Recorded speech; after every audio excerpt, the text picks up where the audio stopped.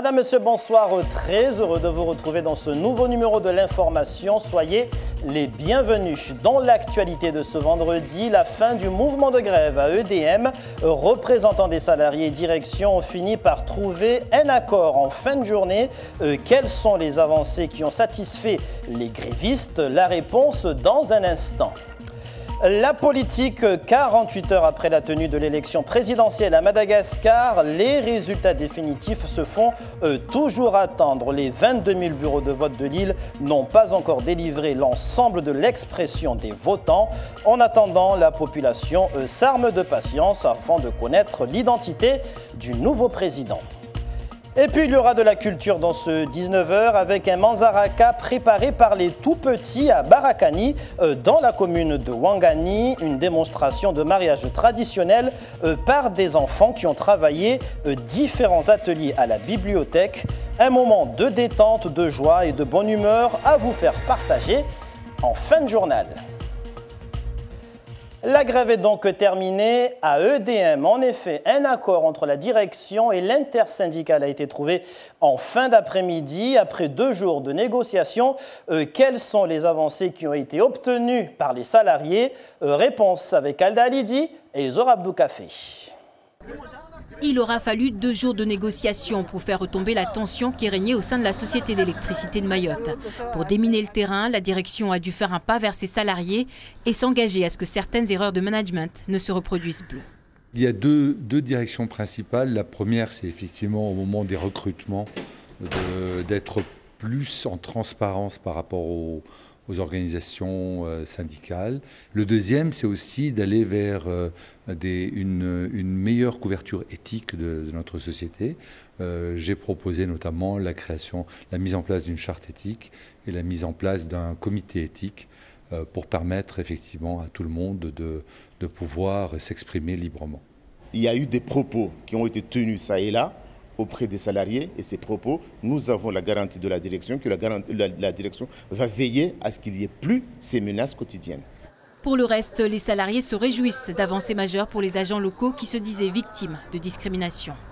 Il y a déjà la question des cadres ou des jeunes cadres qui cherchent à entrer dans l'entreprise et qui doivent avoir une garantie d'occuper des postes à responsabilité. C'est une avancée qu'on ne peut pas négliger.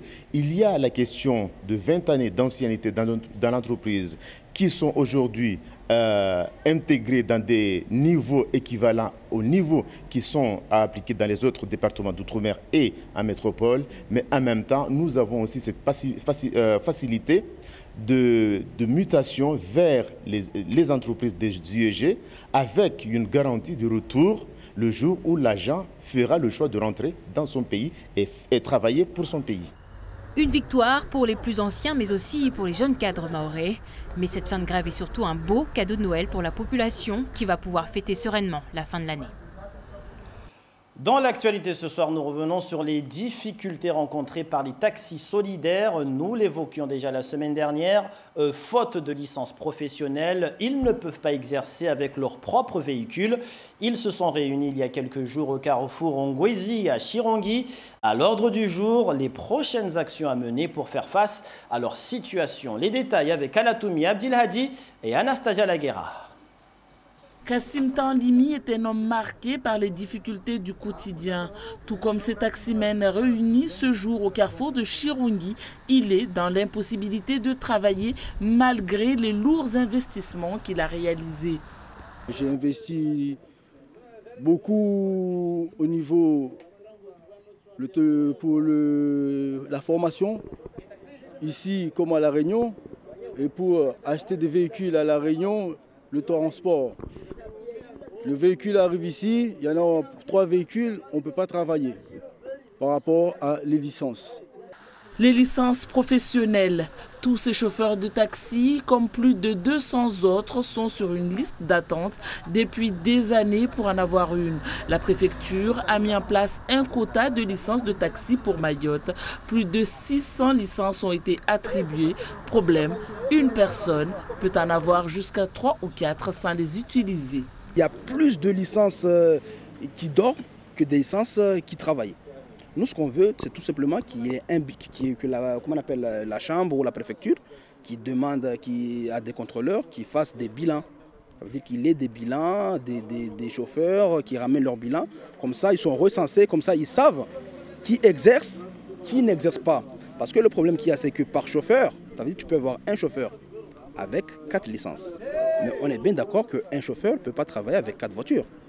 Des licences attribuées en quantité de non-style, tout comme il dénonce aussi des formations organisées par la Chambre des métiers de l'artisanat pour l'attribution de la carte professionnelle sans déboucher derrière. Et en plus, il continue à faire la formation et il n'aura jamais de licence. C'est quoi cette magouille? J'aimerais bien savoir. Soit ils arrêtent de faire la formation carrément, parce qu'on est en train de nous tuer, nous les Mahorais. Ces chauffeurs de taxi préviennent, sans réaction de la préfecture, qu'ils vont contacter. Ils comptent bloquer les routes ou bloquer les taximens avec licence.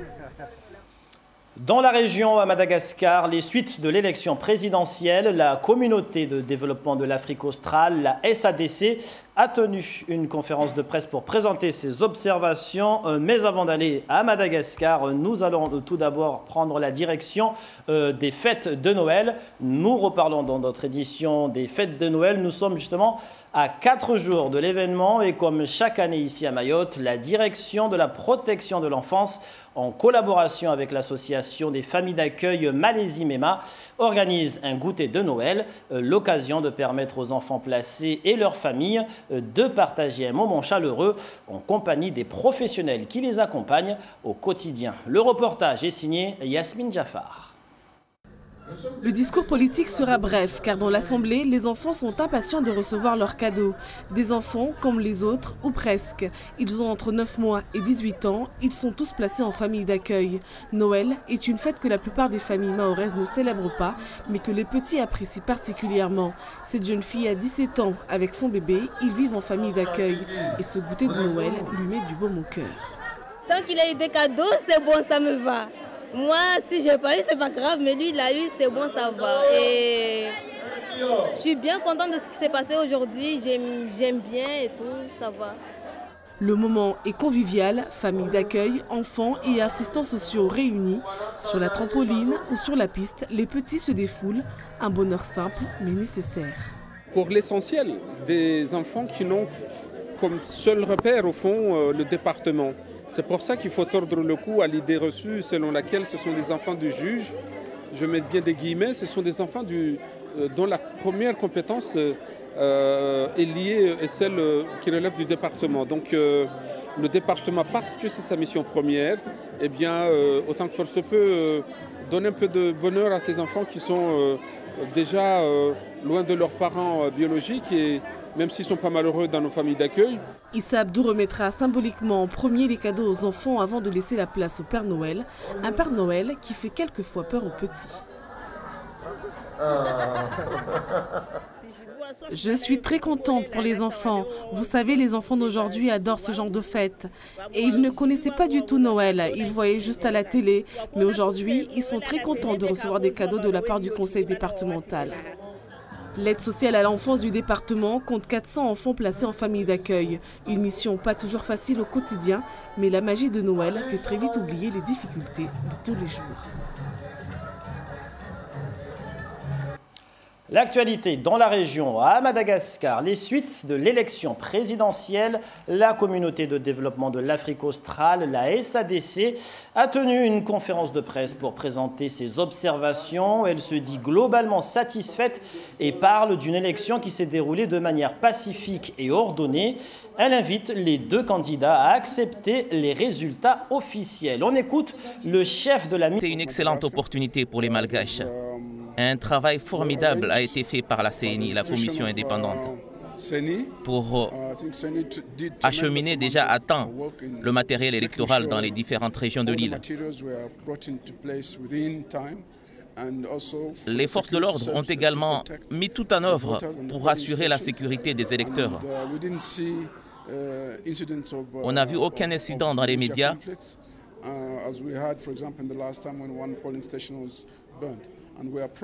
On est vraiment fiers du peuple malgache. Ils ont montré que la démocratie est bien ancrée ici. Maintenant, ils doivent attendre, faire preuve de patience pour les résultats. Et pour les candidats, je vais juste leur dire, soyez patients. Il y aura un gagnant et un perdant. Et le perdant doit accepter de sa défaite et aller de l'avant.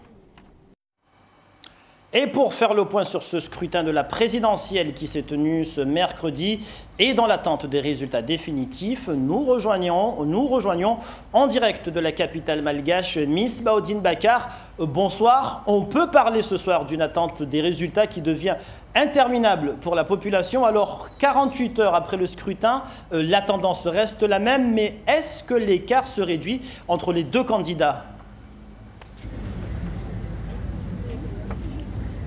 Bonsoir Papineau, on est toujours entre 9 et 10 d'écart et on est passé de 36% des bureaux traités ce midi à 40%, ce qui donne 54% en Rajawel et 45% pour Makravalo Manan pour une participation de 47%. Il faut savoir que la CENI a jusqu'au 24 décembre pour donner l'ensemble de ses résultats provisoires, des résultats qui arrivent au compte-gouttes, vous l'aurez compris, et cette tendance peut évoluer dans un sens comme dans un autre, puisque la CENI rappelle que ces 40% concernent Antananarivo et sa région. Il reste encore des zones à forte densité d'électeurs, des secteurs jadis favorables à Makravalo Manan lors des précédentes élections. Reste à savoir si ça sera toujours le cas ou pas. Alors justement, quelle est la position des candidats et comment réagissent-ils à ces résultats ? Alors c'est une tendance provisoire qui arrive au compte-gouttes comme on l'a dit, et pour Makravalo Manan c'est toujours la même position, la méfiance. Il réitère ce qu'il a toujours dit depuis le début, bien avant ce scrutin. Pas question d'accepter une défaite s'il y a des fraudes. Et pour André Rajawel, c'est le silence, pour ne pas dire l'indifférence. Sa course en tête lui donne une certaine confiance, comme si le reste n'est qu'une formalité, Papineau. Merci Miss Baudine Bakar en direct de Tananarive, la capitale de Madagascar, avec Faharou Seni. On reste dans la région, direction les Comores cette fois, avec les suites du procès de l'affaire de déstabilisation de l'État et des lourdes condamnations prononcées à l'encontre des prévenus, pour la plupart opposés au régime Azali. Aujourd'hui, les familles mobilisent la société civile pour dénoncer ce qu'elle qualifie de dérive de la justice comorienne. Nos correspondants à Moroni, Ahmed Ali Amir, Ibrahim Youssouf. Les familles des personnes condamnées par la Cour de sûreté de l'État à des lourdes peines de travaux forcés à perpétuité et de 3 à 20 ans dans l'affaire dite de déstabilisation de l'État montent au créneau pour dénoncer un procès inique, expéditif. Les familles soutiennent la ligne de défense des avocats qui ont quitté la salle d'audience et refusé de plaider devant un tribunal d'exception d'un autre temps. On veut de l'autorité dans ce pays, mais on ne veut pas d'autoritarisme, on ne veut pas de dictature. On veut la loi, on veut une cour qui puisse respecter les droits de la défense, et ce n'est pas le cas de la Cour de sûreté de l'État. Ça a été dit par de nombreux juristes et ça sera répété inlassablement. Cette justice n'avait pas autorité, cette Cour n'avait pas autorité pour prononcer de tels jugements. Les peines prononcées étant définitives, les familles font valoir leur droit constitutionnel de jure de l'appel et du double degré de juridiction, principe essentiel de la procédure judiciaire pour garantir l'équité des justiciables. Je me demande comment ils arrivent à dormir. Est-ce qu'ils ont la conscience tranquille d'avoir emprisonné des innocents? Parce qu'ils sont tous innocents. Où est la conscience? Est-ce qu'ils ont la conscience tranquille? Dernier recours, les avocats ont saisi la Cour africaine des droits de l'homme et le Conseil des droits de l'homme des Nations Unies pour faire pression afin d'obtenir une révision de ces procès par une juridiction légale. La grâce présidentielle, qui constitue aussi une voie ultime de recours, n'est pas du tout envisagée, du moins pour l'instant. Et nous venons de l'apprendre à l'instant, une embarcation de type Kwassa Kwassa vient de déposer ses passagers à Bandrazia, entre la plage de Mwanatsa et Ngouja, dans le sud de l'île. Parmi les passagers, on déplore un mort, un homme d'une vingtaine d'années qui aurait été victime d'un accident sur l'île Donjon. Il aurait succombé à ses blessures durant le trajet en mer. L'embarcation transportait une vingtaine de passagers. Retour à Mayotte pour en venir à notre page culturelle dans ce journal. Et pour terminer en beauté ce journal, nous allons à la bibliothèque de Barakani dans le centre de l'île. Elle a accueilli ce jeudi un Manzaraka préparé par la toute petite génération. Un événement à l'occasion de la semaine culturelle du village, des petits vacanciers qui ont travaillé ces derniers jours sur différents ateliers, chants traditionnels, préparatifs de mariage ou encore la danse de Mbiou. Toute la panoplie d'un mariage traditionnel au rendez-vous. Seul bémol, l'absence des parents. À Barakani, Yasmine Jafar, Zora Abdou Café. Jour de Manzaraka ce jeudi dans la ville de Barakani. La ferveur est au rendez-vous chez ses petits participants. Les garçons vêtus de leur boubou et bonnet, les filles terminent leur mise en beauté avant de commencer le cortège qui accompagnera le marié vers la maison nuptiale.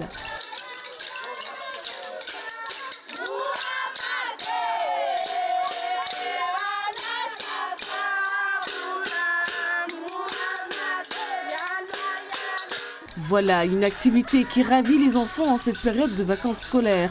Se mettre dans la peau des grands et célébrer un mariage traditionnel.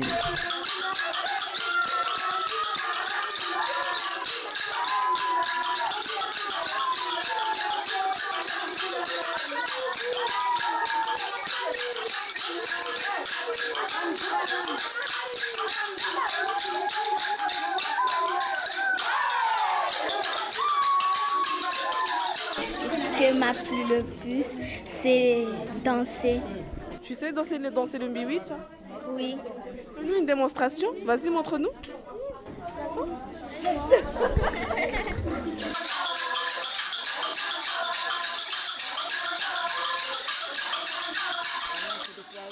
Je leur apprends à chanter le débat, à danser le mbiwi, un peu comme ça. Et puis comme ça, quand on est ici, ça leur évite d'aller traîner dehors. On regrette totalement l'absence des parents parce que ces deux actions, en fait, la semaine des bibliothèques des parents et la semaine culturelle à Barakani, c'est aussi avec les parents. Mais on déplore, mais c'est un constat général. À Mayotte, les parents ne sont pas disponibles pour la bibliothèque, ce qui est dommage. L'absence des parents, une mauvaise habitude qui ne semble plus empêcher leurs enfants de s'amuser comme jamais.